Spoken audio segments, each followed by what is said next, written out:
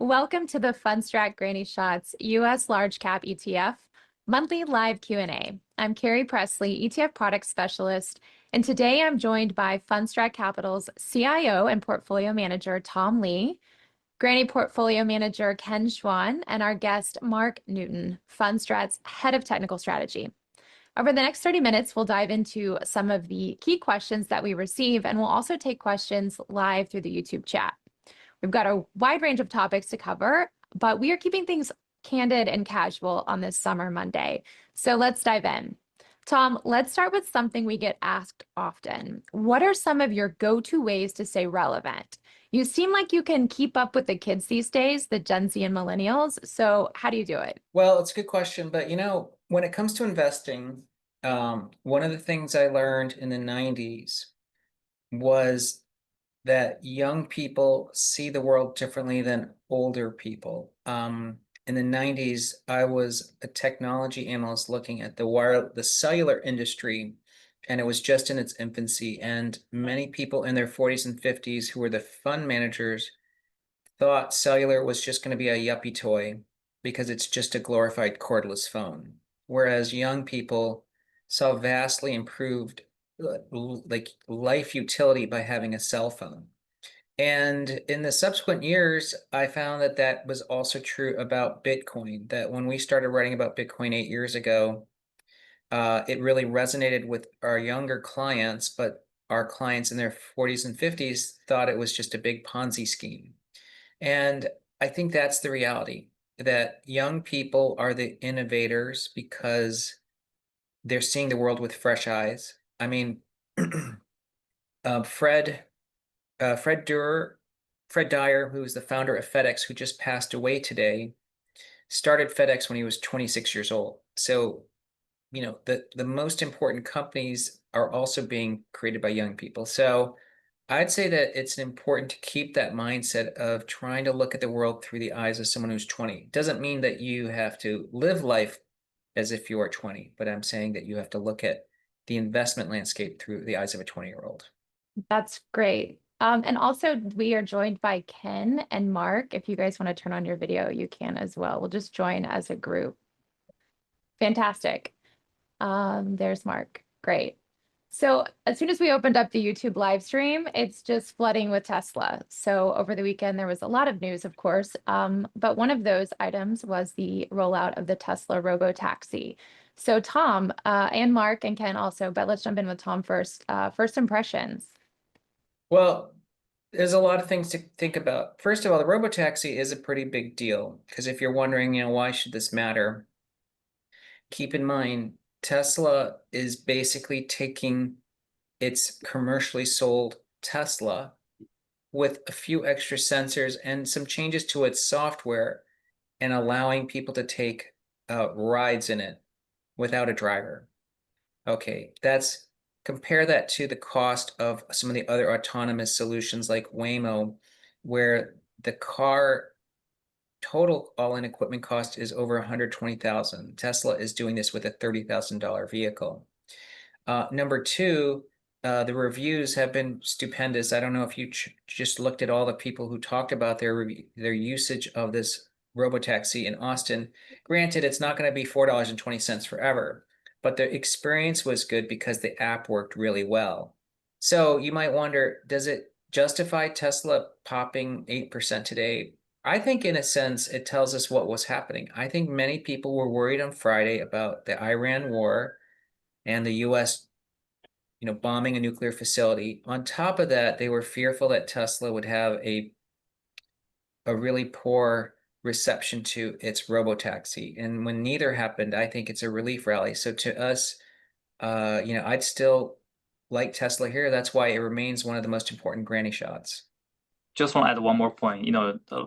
Don't get confused about Robo taxi, and it's way beyond taxi. It's like entire new way of transportation. I think that's why investors are so happy with the results.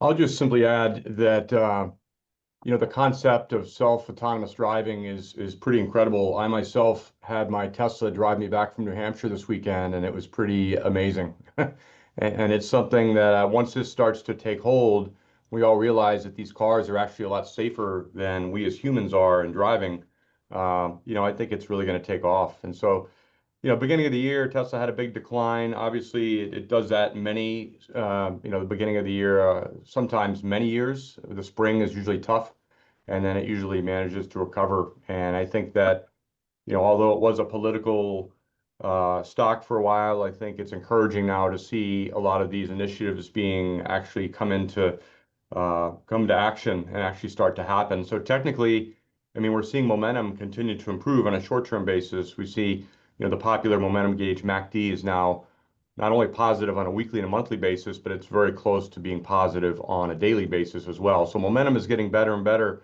and any move above 368, which is the prior high from May, should cause a pretty decent push higher. So I like it. Thank you, guys. Also, this kind of piggybacks on the 8% gain today. We have a couple of questions about the rebalancing, and if you've ever considered not throttling the big performers and not doing the equal weight.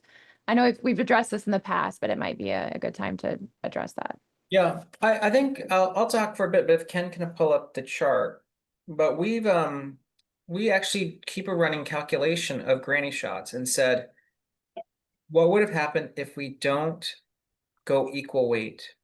So NVIDIA, not Nokia. NVIDIA was at the original list inception at like $19. And NVIDIA is 100 and something. So we didn't rebalance it. That's more than a 10 times gain in the portfolio. And many names like Tesla were also in the original list. But surprisingly, I don't think it made much difference in the total return of the portfolio. So Ken, I don't know if you have that chart and if you want to pull it up, but I'd say that the only divergence started to happen in 2024. But for most of the life of Granny, it didn't make a difference. Yeah, I'll try to see if I can pull from my the media room. But yeah, it didn't really make much difference until really the AI have helped the NVIDIA really took off. And this question might be for you. Google and Cadence have been laggards in the ETF. Do you have any thoughts? First of all, for Cadence, I think the decline was primarily due to the President Trump's ban of the EDA service provider to China. But I think overall, like the EDA players are still pretty important in the AI play. Like Cadence, Synopsys, Siemens, like those big three are really accounted like a majority of the market share. So I think that's still very important of the entire value cycle. And what's the other one? Google? Oh, Google. I think there are a lot of ways to justify Google. I mean, make it attractive, like from the valuation perspective. But I think one thing to me very important is, the YouTube part of Google. The AI that the YouTube is a really like good, like a huge library for the AI training. Like that's something I don't think other platform had that kind of resources. I think that's one of the reasons that why the new is that called VO3 are the quality are so good.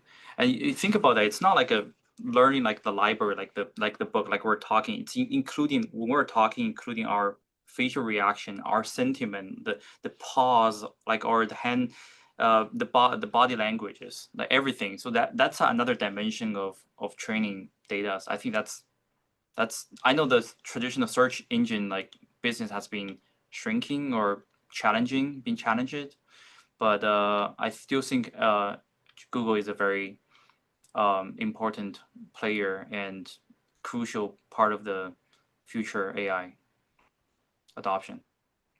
Thank you, Ken. These questions are all over the place, but that's just kind of a live chat style. So I'm trying to kind of group these together. We're also receiving some questions about the Circle IPO. I know, Tom, you mentioned the IPO in your latest video. It was just released this afternoon, but maybe if you have any extra takes, and Mark as well, if you have any insights on the Circle IPO. Well, yes, hopefully you tuned into the Granny Shots latest video. We talk about the stablecoin market.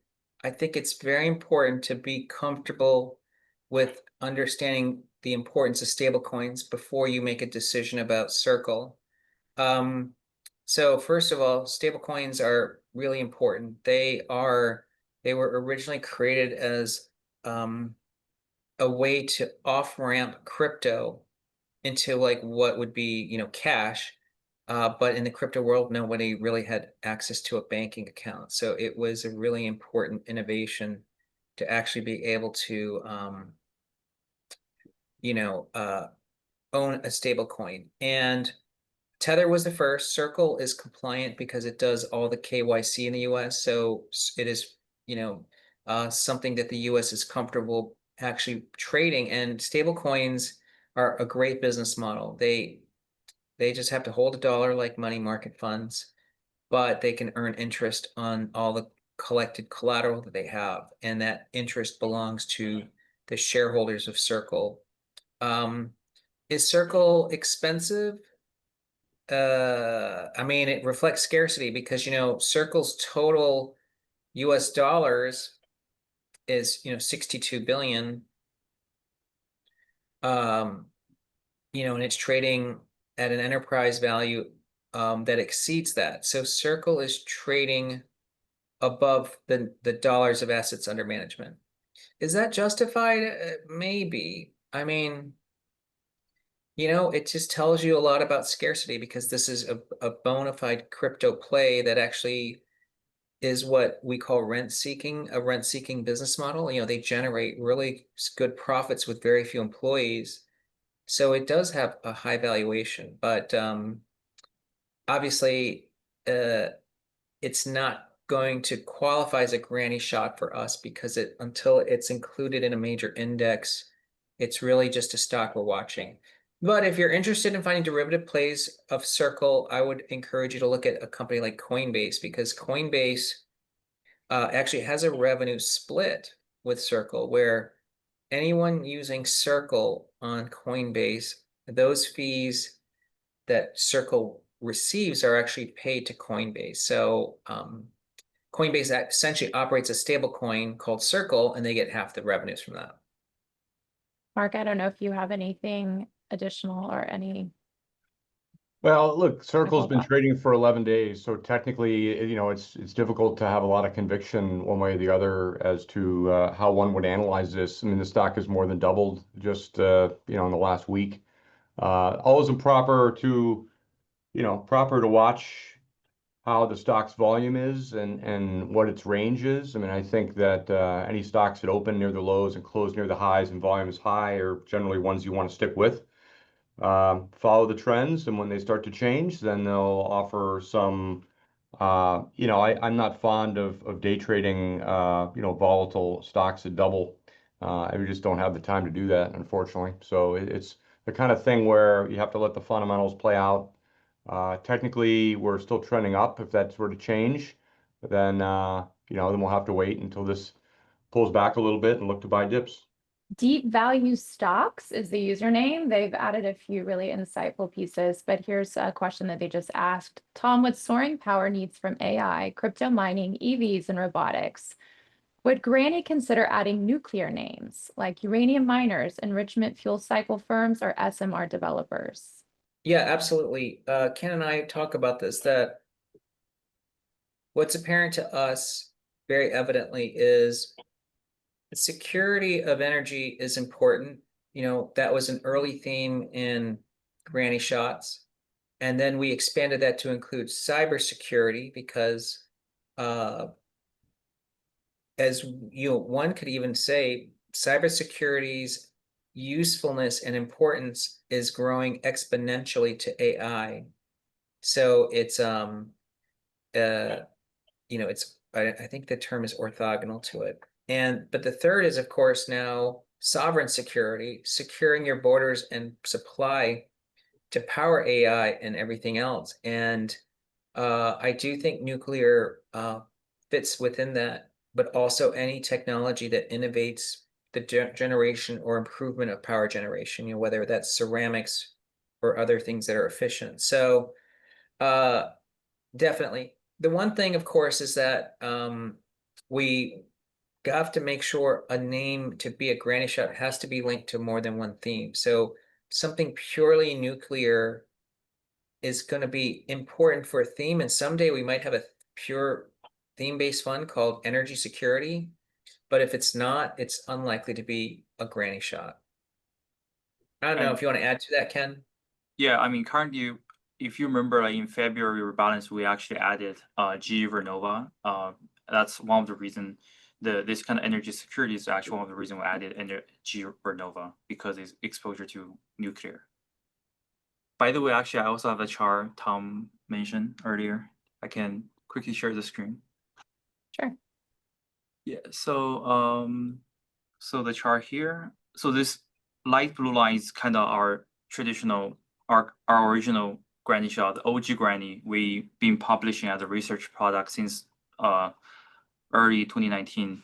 And the dark blue line here is basically the modified granny shot. Basically, as Tom mentioned, the one if we don't bring our portfolio to equal weight at each rebalance. And as you can see, those two lines pretty much follow the same trend, except in 2021, which I think this is because of Tesla, and of course, like since 2024, which is really because of NVIDIA. So I hope that helps. Yeah, that's definitely a continuous conversation. So providing that clarity is helpful. We only have about 8 to 10 minutes left, so I'm going to keep moving. We must talk about the geopolitical tensions in the Middle East. Tom, if you could just briefly share your perspective, what you might be keeping an eye on in the coming days. Well, I think everyone should take the following perspective. At the start of this year, if someone told you that we were going to drop bombs and blow up Iran's nuclear facility and say, what would the stock market do? I'm sure if you were given multiple choice, most people would say the market would be down 20% because they're like, well, we're going to be in a huge expanded war in the Middle East.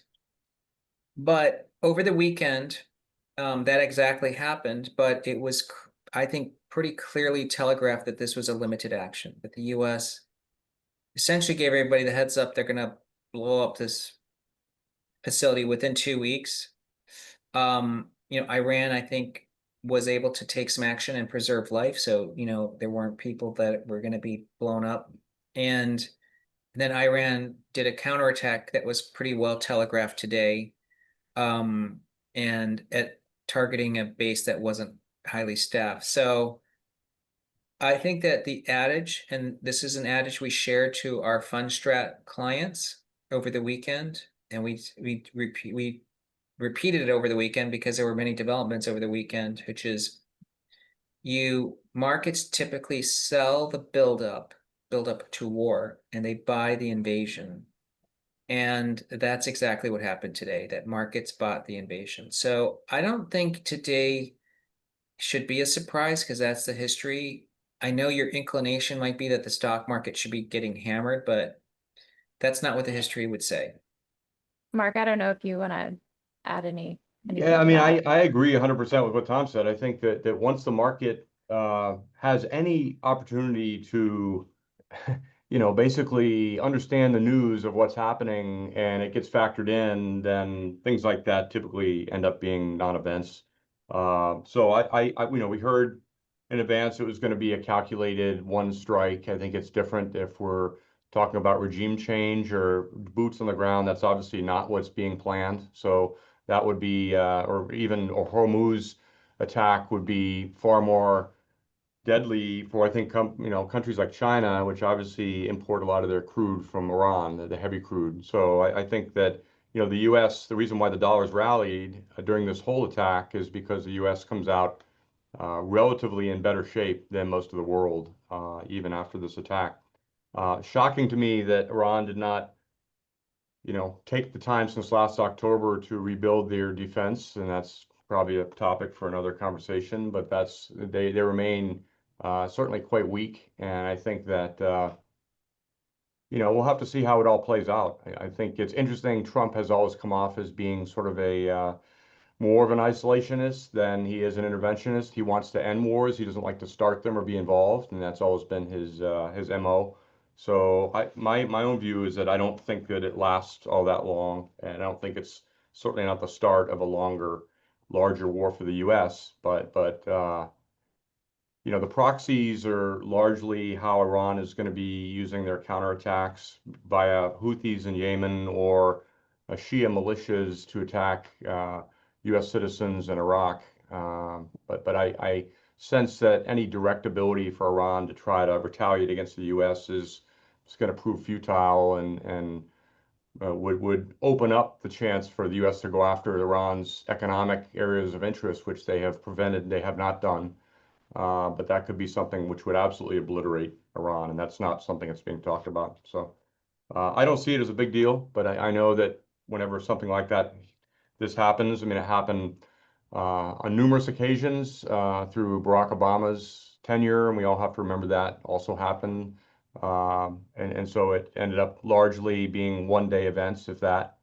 And so I see this situation as being a similar story. All right. Quite a few questions around the Fed. Tom, one of Granny's longer-term macro themes is easing financial conditions. How could the Fed's current behavior maybe affect this theme? And is there ever a case to not fight the Fed? Great question. Couple thoughts. One, and again, clients of Fundstrat are getting our updates on this. If you are interested in learning more about our daily updates about markets and specifics, I would encourage you to go to fsinsight.com and get a free trial. But in terms of the Fed, keep in mind the Fed is talking hawkish, but the bond market doesn't believe them. The bond market is pricing in almost 2.2 cuts now, and it's creeping up. And the reason for that is that the inflation argument and the Fed's intransigence because of summer surge in inflation, that's going to be put to the test soon. If inflation doesn't pick up this summer, then the Fed's got to cut. So I would just think about it as simply as that. And remember, we're already in June, and I don't really see any signs of inflation picking up from any company. With regard to don't fight the Fed, you know, when the stock market fell into early April on that waterfall decline, a lot of people said the market wouldn't recover. Now, you remember the videos we put out? We said that the recovery would be V-shaped. And we said that it's a waterfall decline and you get a symmetric balance. But the reason people said it wouldn't happen is that the Fed wasn't going to cut or inject liquidity. But guess what? The stock market had a V-shaped rebound without the Fed. I think Fed liquidity is a myth. And actually, this last V-shaped rebound is proof that you don't need the Fed to do QE for stocks to recover. So I'm not saying you don't want to fight the Fed, but the Fed's not fighting anybody. The Fed is just saying they need to see proof of inflation. That's not fighting the Fed. I think you should try to get ahead of the Fed on that. Thank you, Tom. All right, we are coming up on time. I have a few more fun things to wrap this up. So Tom, Mark, Ken, switch gears. We're going to play a quick round of underrated or overrated. I'm going to throw out a topic and you give us your take. First up is the Tesla robotaxi. Tom, you can go first, and then Mark, and then Ken. Okay, well, I'm going to say underrated means it's a lot better than expected, right, Carrie? Yeah. Okay, yeah, underrated massively. Mark, what do you think? Tesla robotaxi, underrated or overrated? Certainly not overrated. It has the potential of changing the landscape for all of us here. If anything, it was overshadowed by this weekend's events, but certainly something that is going to help Tesla in the future. So underrated for me. What do you think, Ken? Underrated and thumbs up. Okay. Semi-glutides and they're attacked. Underrated or overrated, Tom? I think it's possibly overrated. What do you think, Mark? What can you repeat your question again? So What? so semi-glutides and their impact. Would you consider that underrated or overrated? GLPs. Yeah, GLPs. Ozempic. Yeah, that's difficult for a one-word answer. Underrated. Okay. I'm neutral. Neutral. All right, and the last one is the Eagles. And not the football team. Yeah, The so if band. Eagles the band, it's massively underrated. Do you realize the Eagles are one of the most important bands in history? One of the best-selling bands, and their music hasn't been bequeathed on subsequent generations, so it's clearly underrated. You heard it, Tom Lee. They're underrated. What do you think, Mark?